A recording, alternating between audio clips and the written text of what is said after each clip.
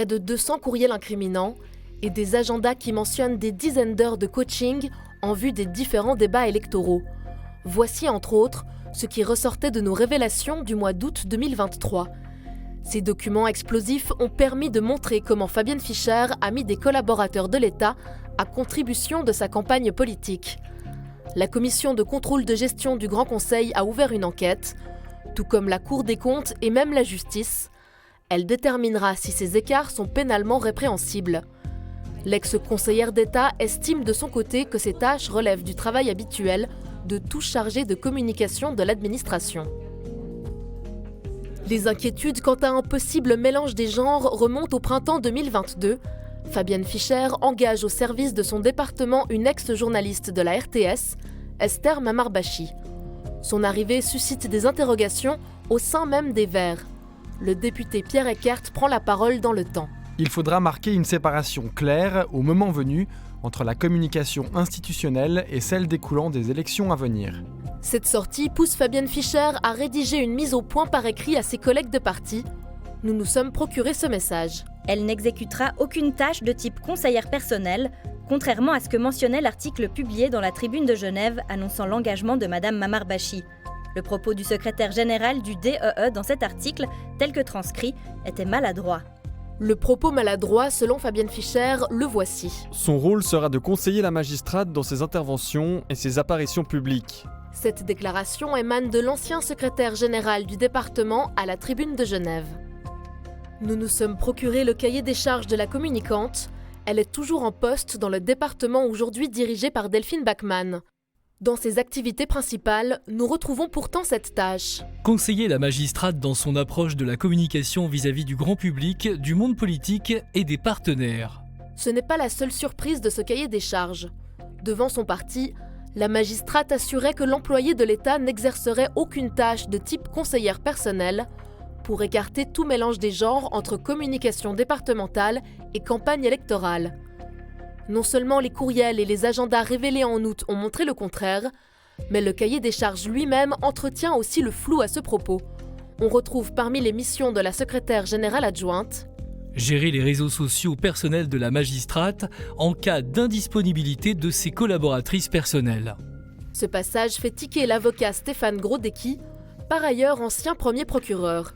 Normalement, la gestion d'un réseau social personnel, je ne parle pas d'une page de l'État, ne relève pas d'une activité d'un fonctionnaire classique ou normal ou ordinaire selon la loi. Il rappelle que la pratique est encadrée par l'article 8A de la loi sur le personnel de l'État. Tout ce qui est collaboration personnelle, donc tout ce qui est activité politique du magistrat, doit être pris en charge par un employé spécifique qui n'est pas soumis au droit de la fonction publique, qui a un contrat spécifique de droit public, parce que l'idée des députés était de faire une différence entre ce qui relève de la politique, avec des choix spécifiques de personnel, et ce qui relève de l'administration courante, où il ne devrait pas y avoir d'action politique. Le département, aujourd'hui dirigé par Delphine Bachmann, reconnaît un problème et assure avoir remédié à la situation. Effectivement, un conseiller personnel et un fonctionnaire ne peuvent se remplacer mutuellement. Aujourd'hui, il n'y a plus de confusion de rôle entre le conseiller personnel de la magistrate et les fonctionnaires du département. Se pose la question de la responsabilité. Comment un tel élément se retrouve-t-il dans un cahier des charges d'une employée de l'État ? C'est l'Office du personnel d'État qui a rédigé le cahier des charges, ou respectivement le magistrat qui a demandé que ces éléments-là soient dans le cahier des charges, qui a une responsabilité sur ce cahier des charges. Soit c'est une pratique, soit c'est une erreur, soit c'est autre chose, ça c'est pas à moi de le répondre. Une confusion des rôles que l'on retrouve également dans le cahier des charges d'une chargée de mission, aussi à l'œuvre dans la campagne de Fabienne Fischer. On y découvre qu'elle peut être remplacée par la chef de cabinet en cas d'absence. Elle a aujourd'hui pris sa retraite. Le département nous indique que le poste ne sera pas repourvu. Ces nouveaux documents ont pu être obtenus grâce à la loi sur la transparence. L'aimant bleu a passé au crible les cahiers des charges des chefs de communication des 7 départements de l'État. Département du territoire dirigé par Antonio Hodgers. Le conseiller d'État a toujours affirmé ne pas avoir de conseiller personnel. Pourtant, on retrouve l'intitulé chef de cabinet dans le cahier des charges de l'un de ses secrétaires généraux adjoints, par ailleurs un proche du magistrat. Sollicité, le département tient à lever les doutes. Le cahier des charges dans lequel figure chef de cabinet date d'une dizaine d'années. Il ne désignait pas une fonction en tant que telle, mais un rôle interne de liaison. Ce terme n'est en effet plus usité aujourd'hui car prêtant à confusion. Ancien, le cahier des charges est amené à être mis à jour. Le secrétaire général adjoint en question n'a jamais occupé une fonction de type conseiller personnel. Qu'en est-il dans les autres départements ? Constat général, aucun cahier des charges type n'existe concernant la fonction de chef de communication. Chaque conseiller d'État peut adapter les missions de ses porte-paroles selon ses besoins et ceux de son département. Directeur de la communication, secrétaire général adjoint en charge de la communication, directeur de la coopération, autant de titres différents pour des fonctions similaires. Des titres différents et des rémunérations qui le sont tout autant. Ainsi, selon les départements, un chef de communication oscille entre la classe 23 et la classe 27, soit théoriquement un salaire qui va de 9 600 à un maximum de 15 500 francs par mois. La différence peut donc s'élever à 75 000 francs par année.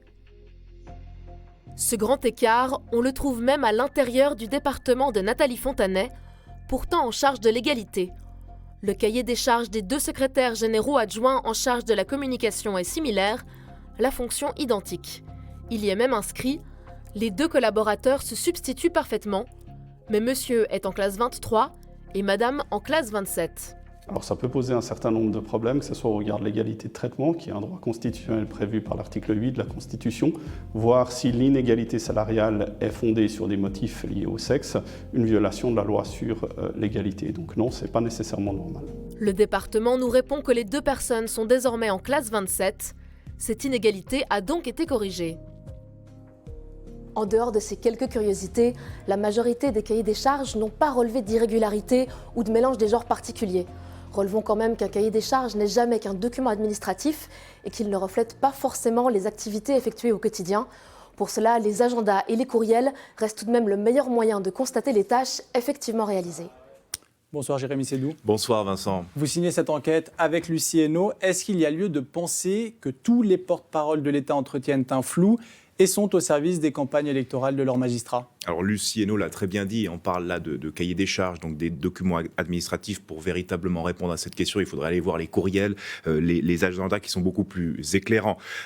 Mais il faut quand même dire qu'à la lecture des différents cahiers des charges, il n'est jamais fait mention de tâches de type électoral. Et la loi est d'ailleurs très claire en la matière. Un employé de l'État ne peut pas, sur son temps de travail, être au service d'une campagne privée. Ça, c'est la responsabilité des partis, voire éventuellement des collaborateurs personnels du magistrat qui, eux, ça a été dit, quittent leur fonction une fois que le magistrat s'en va. Et en cela, les cahiers des charges que nous avons analysés ne permettent pas de jeter, il faut le dire, des soupçons sur tous les départements de l'État, sauf, une fois encore, au sein du département de l'économie et de l'emploi, qui était au centre de nos révélations l'été dernier, au mois d'août, où véritablement le mélange des genres était institutionnalisé, les risques connus et les limites quand même franchies. Alors la justice dira si infraction pénale il y a, présomption d'innocence s'applique évidemment pour tout le monde. En parallèle, commission d'enquête de gestion du côté du Grand Conseil, Cour des comptes, beaucoup de commissions qui devraient rendre des recommandations et des conclusions, tout simplement pour que ces pratiques ne se reproduisent plus, parce qu'on parle quand même de l'argent du contribuable qui n'avait pas à être utilisé pour ces activités. Les premières révélations datent du mois d'août. Nous sommes en janvier 2024. Pourquoi revenir encore maintenant sur cette affaire ? Nous aurions aimé vous proposer cette enquête au mois de septembre, quand nous avons posé la question aux différents départements pour obtenir ces cahiers des charges, mais c'était sans compter les obstacles rencontrés. On rappelle, la loi sur la transparence, elle est en vigueur depuis 22 ans à Genève, et l'administration cantonale ne s'est toujours pas organisée en conséquence. Pire, elle ne veut pas le faire et pratique la rétention de documents, le dilatoire, le caviardage abusif, y compris pour des documents d'apparence anodine, comme ces cahiers des charges qui sont des documents génériques.